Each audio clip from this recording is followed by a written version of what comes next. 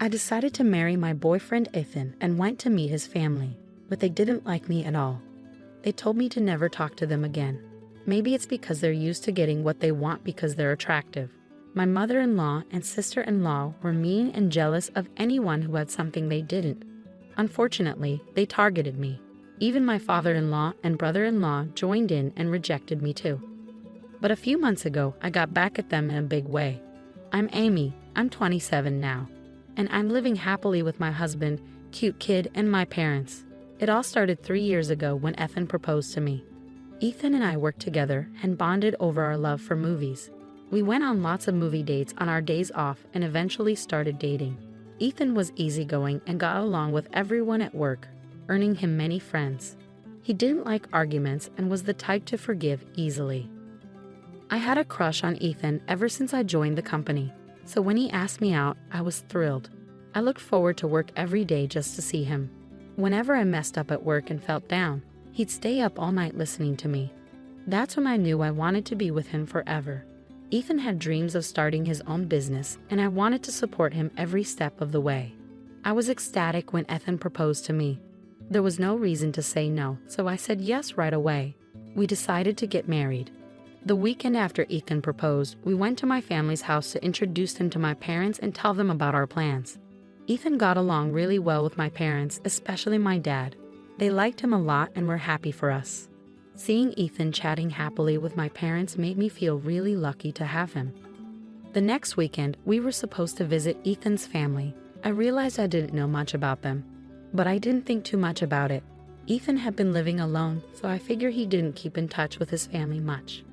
The night before we were supposed to visit Ethan's family, Ethan told me over the phone, "My parents might be a bit strange tomorrow, but don't stress about it." I was a little worried about what he meant by strange, but I decided to wait and see. Since we had to wake up early the next day, I didn't dwell on it too much and went to bed. The next morning, we met at the station around 10 a.m. to go to his house together. It was my first time visiting his family since Ethan lived alone. Despite trying to calm my nerves, I felt anxious all morning. As we walked, I was so nervous that I could hardly focus on what Ethan was saying. Standing before me was a magnificent mansion, resembling a castle. The garden sprawled out grandly, and I couldn't help but feel intimidated at the thought of Ethan growing up here. However, his gentle smile helped ease my nerves as he said, "Feeling nervous? It's all right. Let's go." As soon as the front door opened, my mother-in-law greeted me warmly, saying, "You've come such a long way. You must be tired. Come in quickly." She was slender, impeccably dressed, with perfectly styled hair. Her expensive attire was flawless.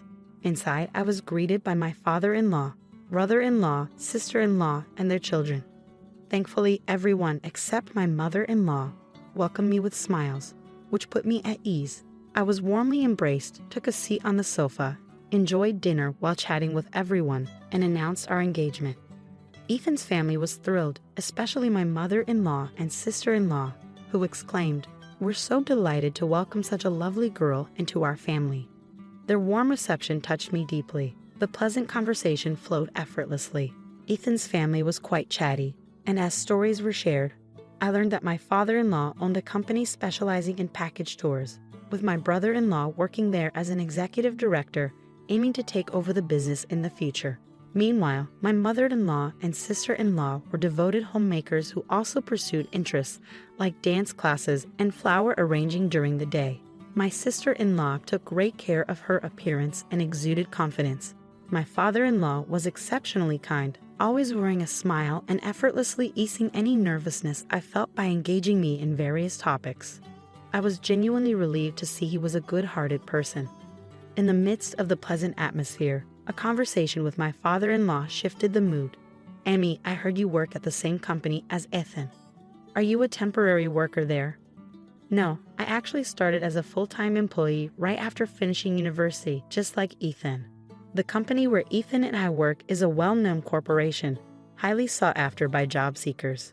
Securing a full-time position there is quite competitive, but fortunately, I was hired fresh out of college."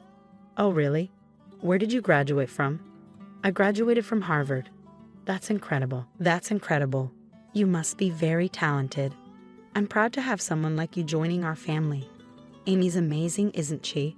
She's hardworking, skilled at her job, and sharp-minded. I'm thrilled to marry her. Both my father-in-law and Ethan praised me, which was a bit embarrassing. In reality, I attended a prestigious university in the US, studying tirelessly throughout high school, even sacrificing sleep. My parents, despite financial challenges, worked hard to put me through college.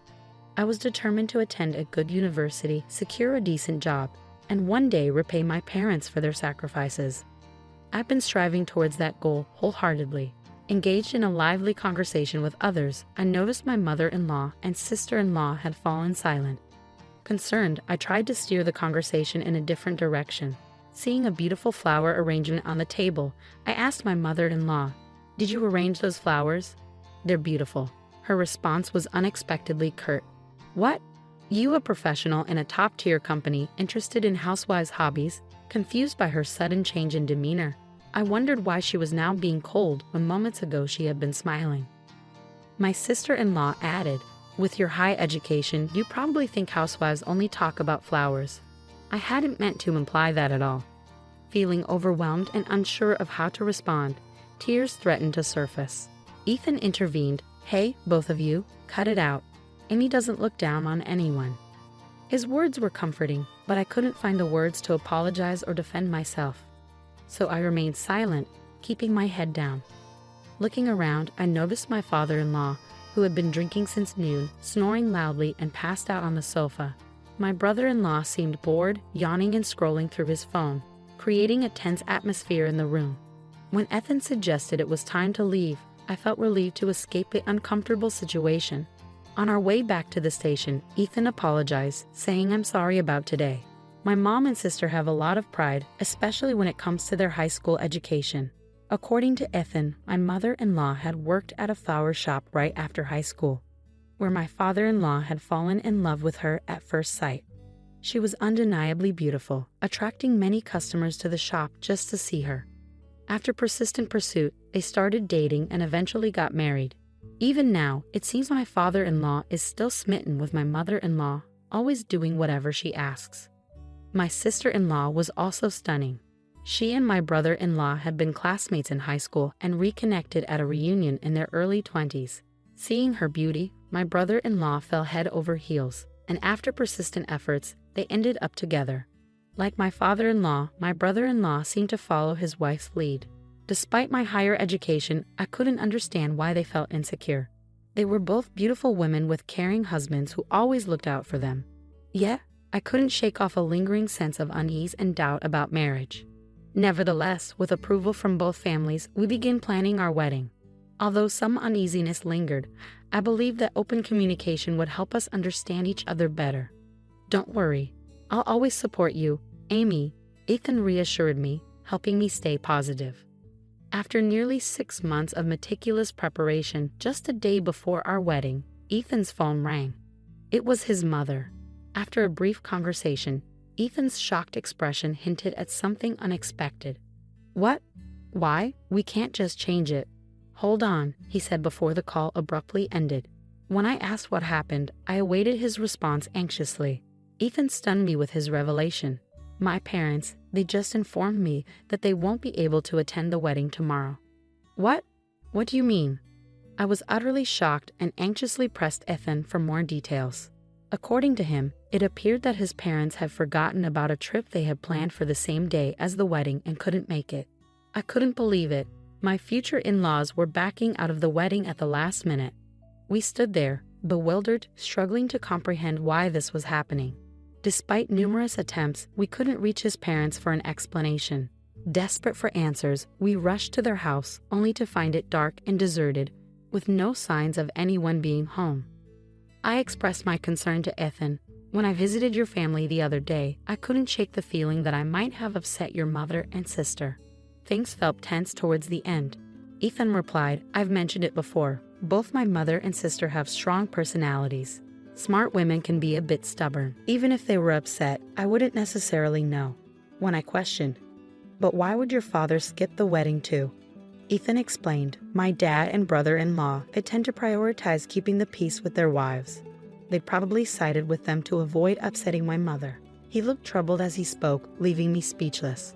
Ultimately, despite our efforts, we couldn't reach Ethan's family even on the day of the wedding. We had no choice but to proceed without them. Why did this happen? Did I inadvertently do something wrong? And was it truly just a matter of them forgetting about their planned trip to the hot springs? Even if it was, I struggled to understand why Ethan's family would choose a vacation over attending their own son's wedding.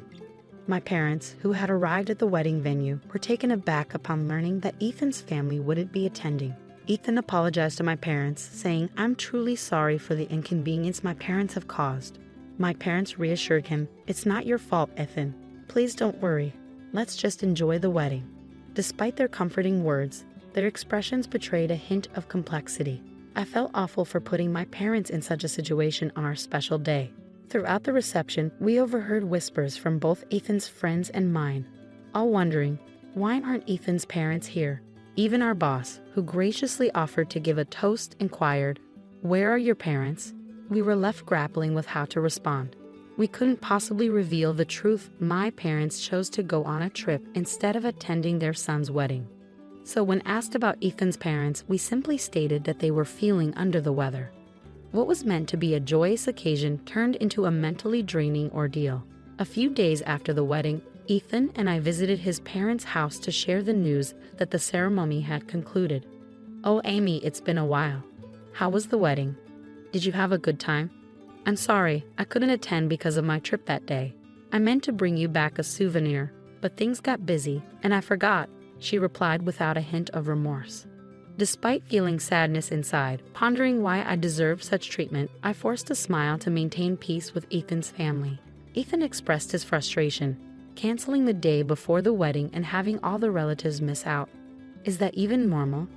If you didn't want to come, we could have spared you the invitation." His sister-in-law added, "I would have come if Amy wasn't the bride." What? What does that mean? I was bewildered, my head spinning with confusion. Then, to further escalate the situation, the mother-in-law chimed in, "Don't just blame us. I wanted to witness my son's special day, but Amy ruined it. I'm a victim too. I demand an apology." Ethan defended me, his voice firm, as I was too stunned to respond. "Amy didn't cause anything. She's innocent." Finally, the usually silent father-in-law erupted, "Enough. How dare you barge in here on our day off to complain? Is that why you're here? Get out." With furious anger, he expelled us from the house. As I slipped on my shoes at the doorway, a sharp prick startled me. Ouch! In a rush, I lifted my foot, spotting a caterpillar squirming inside my shoe.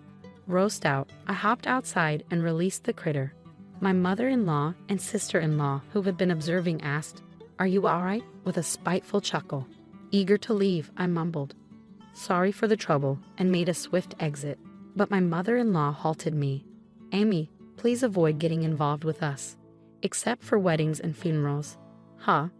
Before I could inquire further, she shut the door abruptly, ending the exchange.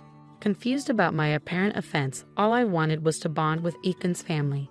During the journey home, Ethan repeatedly apologized. "You don't have to force yourself to engage with my family anymore. I'm truly sorry." Hearing that my in-laws would have attended the wedding if I weren't the bride left me feeling guilty and perplexed, even though I didn't understand why. I couldn't help but sympathize with Ethan's predicament. The next morning, I woke up to an intense itchiness all over my body. It was unbearable, prompting me to leap out of bed and rush to the mirror, only to discover that my entire body was inflamed with fiery red swelling. Despite having to work that day, I quickly called in sick and headed to the dermatologist. It turned out that the swelling was a reaction to caterpillar stings, yes, from the one I encountered the day before.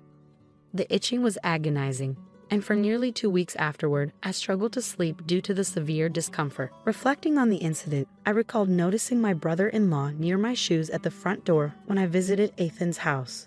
In the past, I might have dismissed it as a harmless mistake, but given the strained relationship with my in-laws, I couldn't shake off the feeling of distrust. About a month later, Ethan fell ill and was hospitalized. He had been experiencing persistent stomach pains for a week before seeking medical attention. Concerned, I insisted he take a day off work and accompany him to the hospital, where he was diagnosed with a probable gastric ulcer, requiring further tests and hospitalization. Despite the directive to only contact them for weddings or funerals, I hesitated but ultimately decided that Ethan's parents deserved to know, so I mustered the courage to give them a call. "Hello," my mother-in-law answered the phone. My hand trembled, and I felt queasy as it rang. That's how much my feelings toward my mother-in-law had soured. "Hello, it's Amy. I'm sorry for not reaching out sooner. I have some news about Ethan." "Oh, what is it this time?" Her dismissive tone grated on me. "Ethan's been hospitalized. They suspect a gastric ulcer and are running tests." "Ah, a gastric ulcer? Probably from overwork. Don't bother me with trivial matters." "I'm busy." "Trivial? Don't you care about Ethan?" "I don't want to hear from you." "I'll make it clear. I want nothing to do with you. Don't contact me again. I'm worried about Ethan." "I'll call him directly." Suddenly, my brother-in-law took the phone. "You're too persistent. Can't you see it's not a good time? I don't know what's going on with Ethan, but your constant calls are annoying." With that, he hung up abruptly. The click of the receiver felt like a breaking point. Their cruel words echoed in my mind. My mother-in-law's rejection, even with her son in the hospital, and the whole family's unilateral dismissal left me seething. They don't want me to bother them. Fine. I want nothing to do with that family. I won't ever reach out to them again, no matter what. Following the incident, Ethan's test results showed no major abnormalities, confirming a mild gastric ulcer. With medication and care, his health improved significantly. I shared everything with Ethan, who with determination said, "Let's distance ourselves from my family. Amy is all that matters to me now. If they can't accept her, they're not family, regardless of blood ties." A year later, Ethan left his job to pursue his longtime dream of starting a software sales business. This dream had been brewing since before our marriage, and he used his experience to make it a reality. Ethan dedicated himself tirelessly to this endeavor. And though we're still in the early stages, witnessing even a small part of his dream come to life filled me with joy. Our happiness multiplied when, a year into his business venture, we welcomed a healthy baby boy into our lives. My parents were thrilled about their new grandchild. Despite the nearly 2-hour journey from their home to ours, they visited frequently, filling each day with happiness. Naturally, we didn't inform Ethan's parents about the birth. Even if we had, they likely wouldn't have shown interest anyway, so it didn't bother us much. Since the phone call, we hadn't heard anything from them, which was a relief. It felt comforting to be free from the stress of dealing with Ethan's peculiar family. Then, several months later, something unexpected occurred. The novel coronavirus began spreading globally, prompting our country to declare a state of emergency and urge people to stay home. News coverage was dominated by discussions about the virus, highlighting its impact on industries like restaurants and tourism. Seeing the challenges these sectors faced made my heart ache.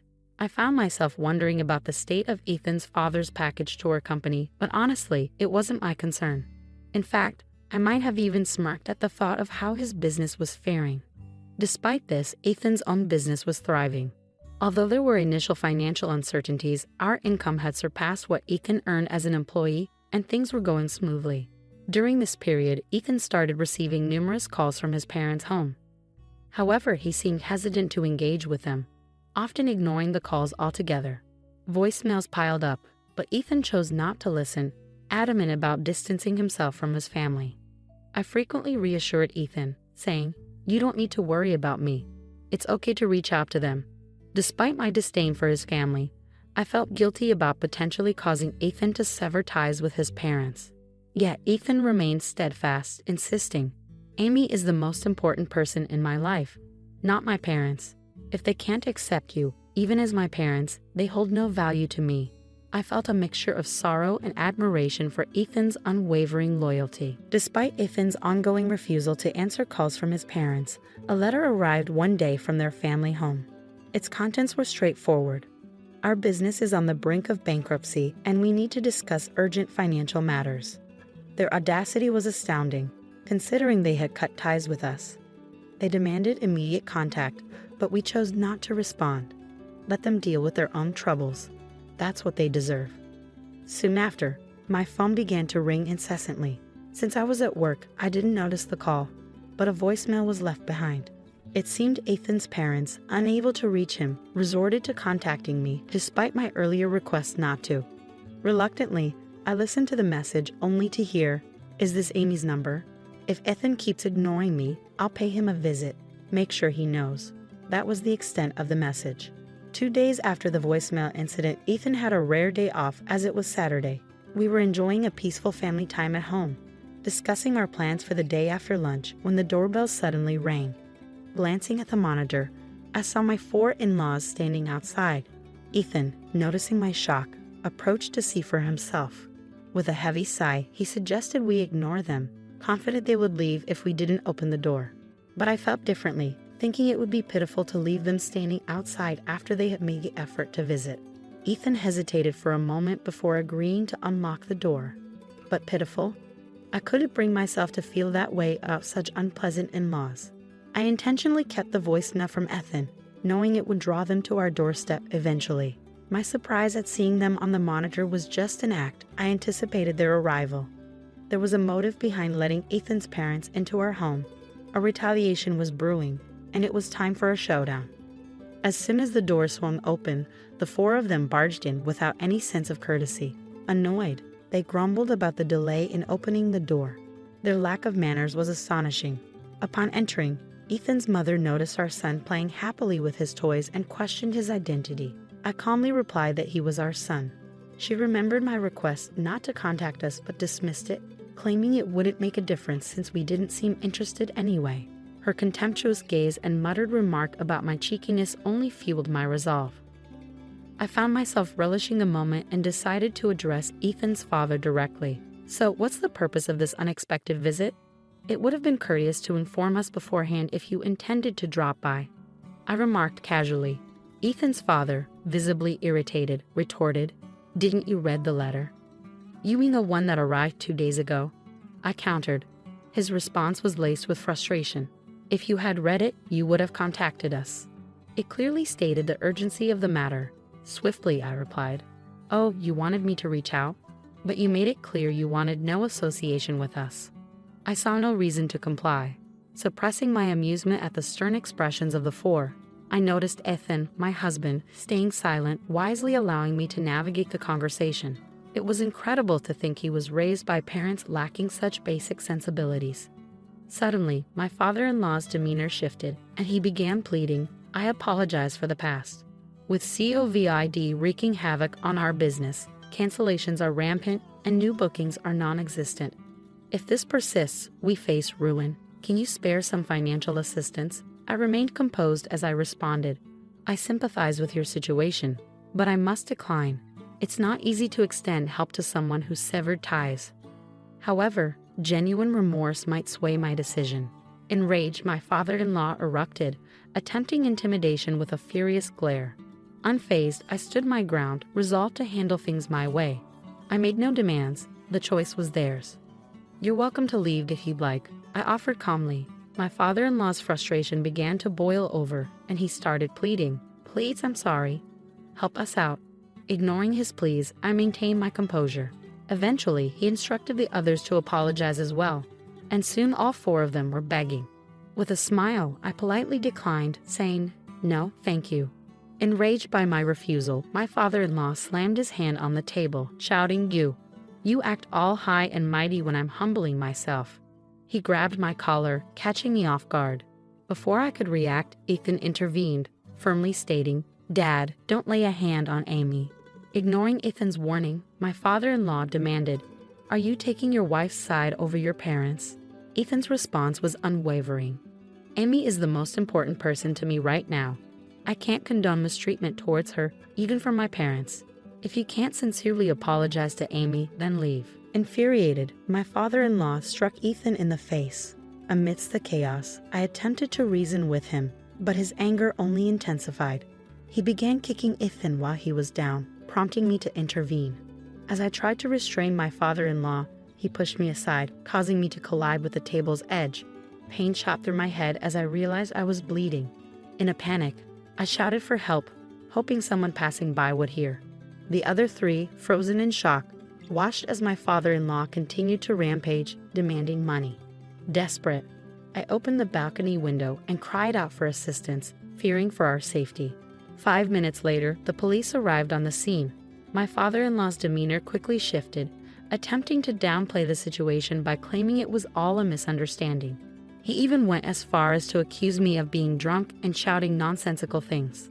I wasted no time in explaining to the officer the truth of what had occurred, urging them to take action against my father-in-law for assaulting both my husband and me and causing property damage by ransacking our home. In a sudden outburst, my father-in-law denied any wrongdoing and lashed out, punching a hole in the wall. His actions led to his immediate arrest, with the other 3 also taken in for questioning. My father-in-law was subsequently held in jail for some time. While my husband suffered only minor injuries, I required 10 stitches for the wound on the back of my head, leaving me with a sense of guilt for inadvertently putting him in harm's way. It later became apparent that my in-laws had been manipulated by jealousy, with my mother-in-law and sister-in-law instructing my father-in-law and brother-in-law to treat me coldly. Unable to resist their influence, they followed orders, leading to the series of events that unfolded. The incident with the caterpillar in my shoe was likely orchestrated by my brother-in-law, encouraged by my sister-in-law's envy. Jealousy has the power to drastically alter lives, and its consequences can be unforeseeable. The aftermath of their actions served as a stark reminder of the destructive nature of envy and the lengths some will go to in its grip. As expected, my in-laws faced financial ruin. Their business went under, and they lost their home, now residing in a modest apartment. With my father-in-law and mother-in-law nearing 70, finding employment is challenging. My brother-in-law, who coasted through life relying on his father's position, now struggles to secure steady work and is relegated to a part-time job at a convenience store. Meanwhile, my sister-in-law, lacking career prospects and plagued by a selfish nature, finds it difficult to hold down any job, leaving her mostly confined to their home. Following the incident, my father retired, prompting a decision for my parents and us to live together. Surprisingly, it was Ethan who suggested this arrangement, concerned about my parents' well-being in their senior years. With my parents caring for our son during the day, I've been able to return to work, feeling secure in balancing childcare and my career. Life with my loving husband, supportive parents, and cherished son is truly fulfilling. I am committed to never forgetting the gratitude I feel for this happiness. Hi everyone, I'm Sizzle, a single mother to a beautiful son. My story might sound tragic at first, but I assure you that justice prevailed in the end. This tale involves my husband, Ethan, his mother, Marie, and his grandfather, Ace. These names are fictional since they belong to a very wealthy family and could easily be recognized. I mean no harm in keeping our real identities private. I believed Ethan and I were in love during our 3 years of dating in college. I saw him as my soulmate. He was a true gentleman and did everything right. Naturally, I fell deeply in love and married him after his proposal. Everyone seemed happy except for his mother, Marie. She couldn't stand me even before the wedding. She would say things like, "You will never be good enough for my son. You don't know what you're talking about, Marie. Ethan loves me, and that's why he's marrying me. Oh, please, don't try to tell me what he's doing. I know my son well. He will never be happy with a low-class girl like you. He hates cheap things, and you are one of them. Your marriage won't last. Believe me, I will celebrate when he divorces you." Marie's disdain was clear because I wasn't wealthy like them. Only her father, Ace, was rich, serving as the family patriarch and supporting their lifestyle. Ethan worked, but his salary alone wasn't enough for a luxurious life. It was Ace's extra allowance that enabled it. I came from a struggling background and succeeded through hard work, securing a good job. I wasn't a gold digger and preferred a simple life, even when Ethan and Marie tried to make me conform to their way of living. I should have realized that these differences might doom our marriage, but I was too naive. I trusted that my husband's love would bring me happiness after a life of hardships. Ethan's care deeply affected me. He did everything to ensure I had a good life and went out of his way to keep me happy. Ace, too, was a wonderful grandfather, insisting I call him Grandpa. Ace was fond of me from the very first day we met, so Marie's hatred never caused problems in our marriage. Both Ace and Ethan consistently stood up for me. I had no idea how horribly things would eventually turn out. Ethan was eager for us to start a family, and wanting to make him happy, I agreed. At his insistence, I even quit my job to stay home and care for our child. Though initially reluctant, my feelings changed the moment I discovered I was pregnant. I was determined to do my best for our son. He remains the best thing that came out of my marriage. I still remember the joy of holding him for the first time, thrilled to start our new life together. But everything changed for the worse as soon as I stepped back into our home. Marie took my son from me just as I returned from the hospital, still weak and recovering. This sudden, confusing turn of events left me reeling. As I tried to understand what was happening, I saw Ethan throwing 3 packed suitcases at me. "What is going on? What are you doing?" I asked, bewildered. "What do you think we're doing, Cecil? Your time is up. You need to leave the house," Ethan replied coldly. "Wait, what? What are you talking about, Ethan? What's happening?" I pleaded, desperately trying to understand. "We're kicking you out, and I'll be divorcing you very soon. That's what's happening, Cecil. Did you really expect me to put you on a pedestal and worship you for the rest of my life? Why are you being so cruel? What's happening? Why are you doing this?" I cried out in shock and disbelief. "You have served your purpose," Ethan said, his words cutting deep. "We don't need you anymore, so take your trash and get out." "You have to be kidding me, right? Marie, you can't do this to me." "Ethan, why are you doing this? What's going on?" I pleaded, my voice shaking. "Didn't you hear my mother, Cecil? You've already given birth to my baby, so I have my heir. I don't need you anymore. I'll be divorcing you at the first chance I get," Ethan said, his words slicing through me like a knife. I felt like I was in a horror movie. The man I had married was now a stranger, cold and unrecognizable. I shook with anxiety, overwhelmed by their cruelty, my emotions still raw and my hormones in turmoil after the birth. Marie's voice cut through my sobs. "The housekeeper has packed your clothes so you won't taint this house with your presence any longer. My sweet grandson will be raised with the finest care and soon forget about his cheap mother." "That's impossible. I will never leave my son behind. If you want me out of your lives, I will go, but I won't abandon my child," I cried out, desperation lacing my words. "By all means, Cecil, leave. Who said we want you to stay? We're telling you to go. You have no choice," Marie retorted, her words dripping with disdain. My heart was shattered from Ethan's betrayal. Marie's animosity had always been clear, but I had dismissed it as jealousy. Her sudden interest in me after I got pregnant had seemed suspicious, but I had never imagined it would come to this. I couldn't fathom why Ethan, the man who once loved me, was acting this way. My mind struggled to accept that he didn't love me anymore. Tears streamed down my face as I looked at Ethan. "How can you be so cold to me, Ethan? Don't you feel anything kicking the mother of your child out of your house?" "My child won't need a mother. Like Mom said, we have plenty of staff around the house," he replied, his words void of any warmth or humanity. "Who will help my son grow up to be like me, Ethan? You want to take him away from his own mother? Do you really think he'll have a great life without me?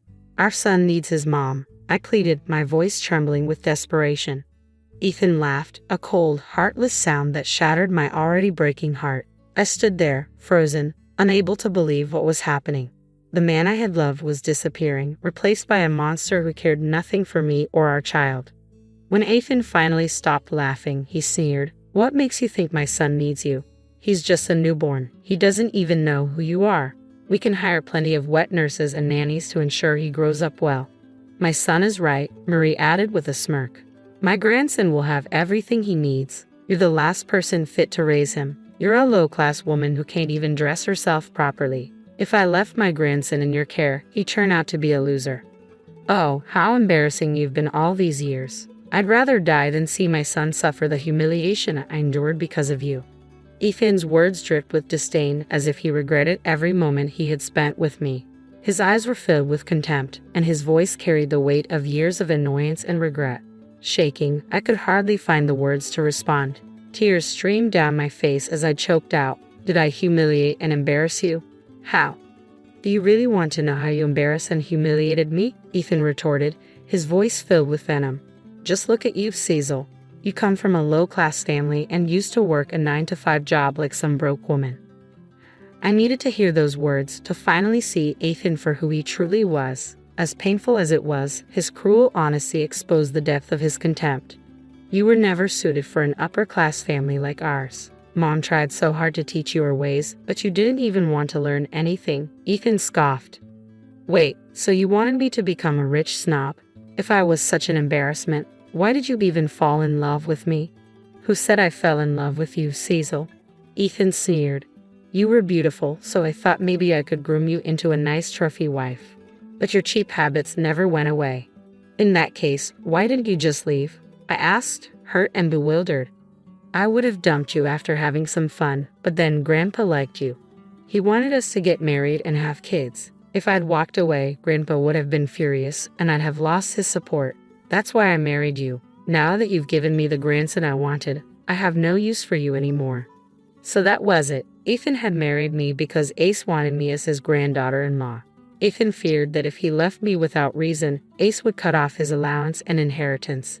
To stay in Ace's good graces, he married me. Ethan's insistence on having a child suddenly made sense. He wanted an heir to secure Ace's fortune. I had naively complied, and now I was suffering the consequences. This was all part of Ethan and Marie's twisted plans. Ethan had never loved me. He had only wanted to use me for his benefit. The man I married wasn't my soulmate. He was a manipulator.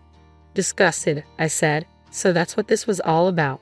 You just wanted your grandfather's fortune and used me to get on Ace's good side. You destroyed my life just for that. Who cares about your life, Sizzle? Ethan replied coldly. As far as we're concerned, you have no relationship with us anymore. I'm still the mother of your grandson and married to your son, Murray. You can't end relationships in a day. We're already working on that, Sizzle. You don't have to worry about it, Marie said, her voice dripping with contempt. Our best lawyers are handling your divorce and the termination of your rights to my grandson. I will never let that happen, Marie. I don't care if Ethan divorces me. My love for him is already gone. I won't stay with someone who doesn't love me. But if you think I'll give up my child, you're both dead wrong. What can you do, Cecil? Marie sneered.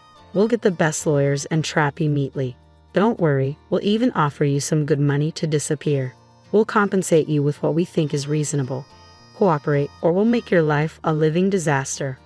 Their threats ignited a burning rage inside me, replacing my heartbreak with fury. I looked at them, their faces smug and confident. Marie still held my newborn son, and I knew asking for him back wouldn't work. She had more people on her side, and I was too weak to fight. I didn't want to risk my son's safety by trying to snatch him away. Instead, I took a deep breath and spoke calmly. You want me out of the house? Fine, I'll leave. I'll go right now. But I will not let you take my son from me. We'll see what you can do, Sizzle, Ethan said with a smirk. Once people or lawyers know who they're dealing with, no one will be on your side. I don't need lawyers for what I have planned, Marie. I promise you right now that you and Ethan will pay for what you've done to me today. This is not the end. Oh, please, Marie scoffed. Save your ridiculous threats for someone else, Cecil. You can't touch us. We will crush you anytime. We also There's no use going to Grandpa about this. Blood is thicker than water, and he will side with his family over anyone else. He always has. I didn't bother to grace them with a reply. They simply didn't deserve one from me. I refused to stand there and waste my time while Marie and Ethan made fun of me and threatened me. It wasn't my style to threaten or yell at people. Mentally and physically exhausted and worried about my child, I needed to conserve my energy to deal with them later. So, I quietly collected my bags and left the house. Marie and Ethan actually followed me, ensuring I had truly left. They didn't need to worry. I had no interest in staying around for their insults. My skin crawled with their words. I called an Uber and left. From the window, I saw Ethan and Marie hugging and giggling as if it was the best day of their lives. They got what they wanted, an heir and rid of me, just as they had planned. However, they didn't know I wouldn't leave so easily. I wasn't giving up my son, and I intended to teach them a lesson. While Ethan came from a wealthy family with powerful lawyers, I didn't have much money or resources. My chances of winning against them were slim to none. I knew I needed help, and Ace was my only option. I went straight to Ace's house with my belongings, feeling a twinge of nervousness. Ethan's words echoed in my head, reminding me of Ace's loyalty to his family. There was a small fear that he might turn me away in favor of them. After all, I felt like the nobody Marie and Ethan had always said I was. Still, I held on to hope that Ace at least would do the right thing. And I wasn't disappointed. When Ace entered the living room and spotted me with my suitcases, he seemed genuinely surprised. I thought my staff was joking when they said you showed up here with suitcases. I can see they were serious, he remarked. Well, they certainly were joking. I'm here, Grandpa, I replied, trying to hold back tears. What's going on, Cecil? Have you been crying? Your eyes look puffy and you really don't look well, Ace observed. They kicked me out of the house, Grandpa, and they took my son, telling me to get out of their lives, I explained, my voice quivering with emotion. Ace's expression darkened with anger. Who did this? Tell me everything right now, Cecily. As I recounted the events, I couldn't hold back my tears any longer. Despite trying to stay composed in front of Ethan and Marie, the truth was too much to bear. My life was unraveling, and everything I thought I knew about my marriage was a lie. Despite my love for Ethan, his betrayal had shattered me. Sitting on Ace's couch, I poured my heart out to him. He listened with concern, his anger matching mine as I recounted the injustices I had faced. After I had calmed down a little, I explained, I came here because I didn't know where else to go, Grandpa. You've always been kind to me, and I knew you would at least offer me temporary shelter. You did the right thing by coming here, Cecily. You can stay as long as you want. This is not just temporary shelter. This is also one of your homes, Ace reassured me. I don't think I have a home anymore, Grandpa. I don't even care about that. I just want my son back. I can't be without him. I'll leave Ethan like he wants me to, but I can't leave my son, I confessed. So, you decided to leave Ethan. Is that what you want to do? Ace inquired. I can't stay with him anymore, I replied firmly. Grandpa, he showed me his true colors, and I know he's not the man I loved. Our entire marriage was a lie. I think I've lost all the love I had for him, I confessed, my voice trembling with pain. My grandson has messed up big time, Cecil. I don't know how to apologize to you for this. What he and my daughter have done is not okay. Actually, I think it would be better for you to leave him, Ace admitted, his disappointment evident. I am willing to do that, Ace, but Ethan and Marie want me to terminate my rights to my kid. I don't want that, Ace. Please don't ask me to do that, I pleaded, fearing his response. I was terrified that Ace would side with Ethan and Marie on this matter. While he didn't push me to stay with Ethan, which I was grateful for, I worried he might not support my decision to take his great-grandson and leave. However, Ace's next words surprised me. I will never ask you to give up my great-grandson, Cecil. You are his mother, and he needs you in his life. What he doesn't need is an evil father and grandmother like Ethan and Marie, Ace declared passionately. Oh God, the things they have told you and what they have done to you are horrible. I don't know what to do, Grandpa, I admitted, feeling overwhelmed. My dear Cecily, you don't have to worry about anything. I'm here for you and my grandson. I will never separate a mother from her son. Ethan and Marie will pay for what they have done, Ace assured me, his voice filled with determination. Really? You'll take my side over them, Grandpa? They're your family, and like they said, blood is thicker than water.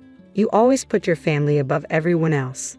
That's what I liked about you, I said, surprised by his unwavering support.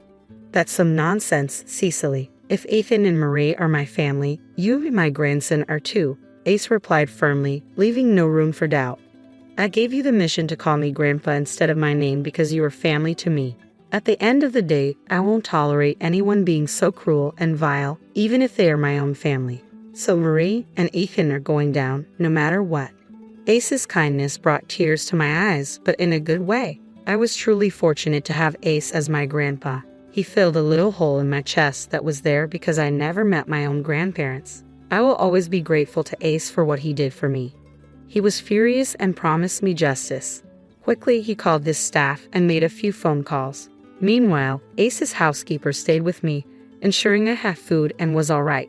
It was ironic that an unknown woman was showing me more compassion than my own husband and mother-in-law. I hated myself for falling in love with a man like that.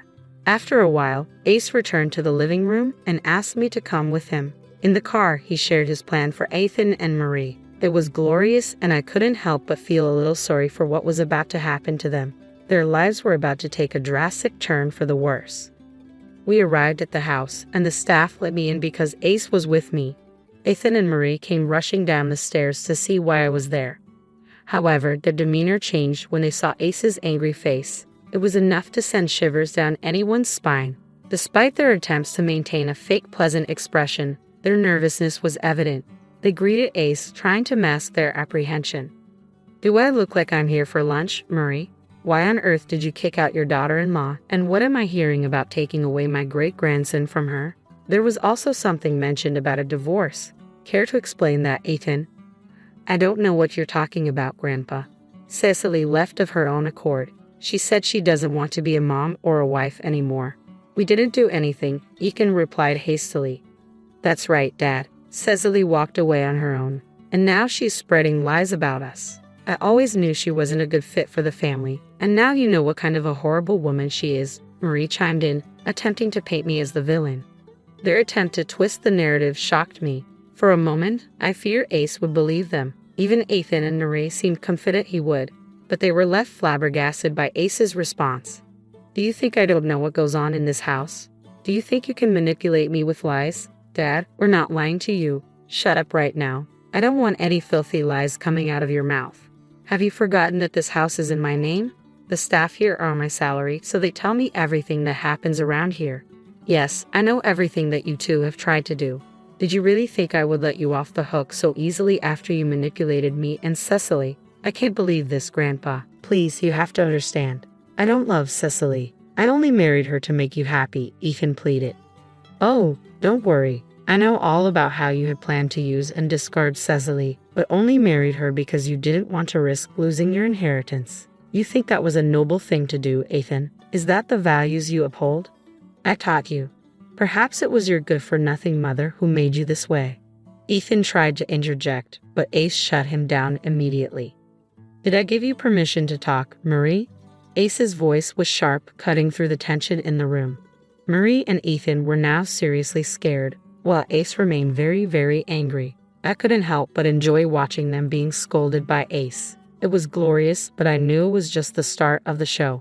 Ace continued to berate Ethan and Marie for a good hour, reducing them to tears. He reminded them that they were both at his mercy because they lived on his money.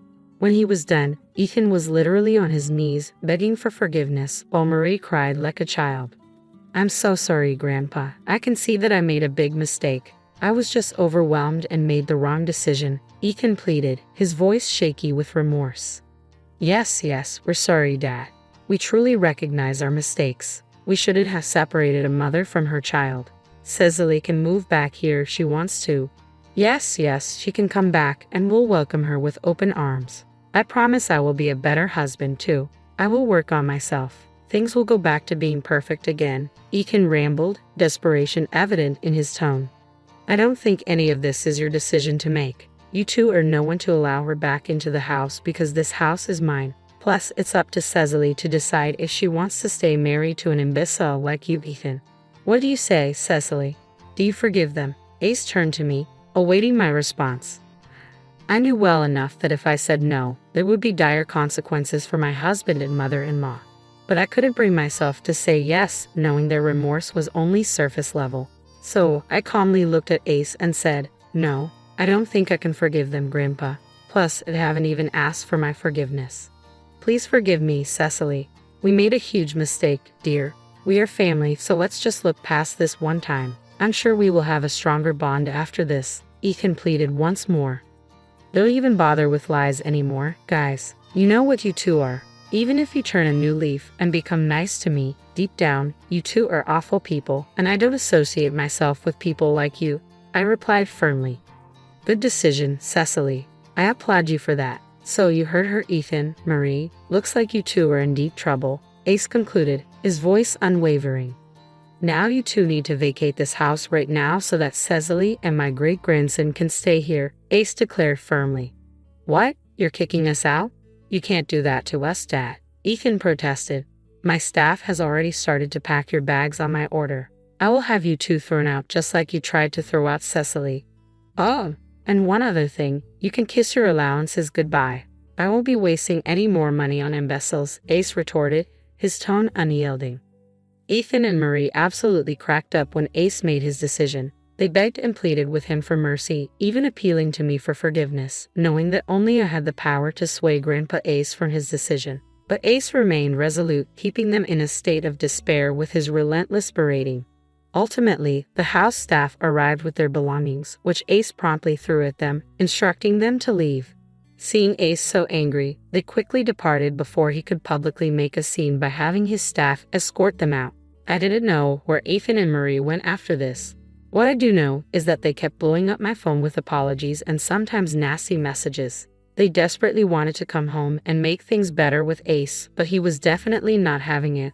They even tried to recruit family members who strictly denied them help because of Ace, leaving them to fend for themselves. Eventually, Ethan and I divorced and he lost custody of our son. I was happy because I didn't want his evil influence on my child.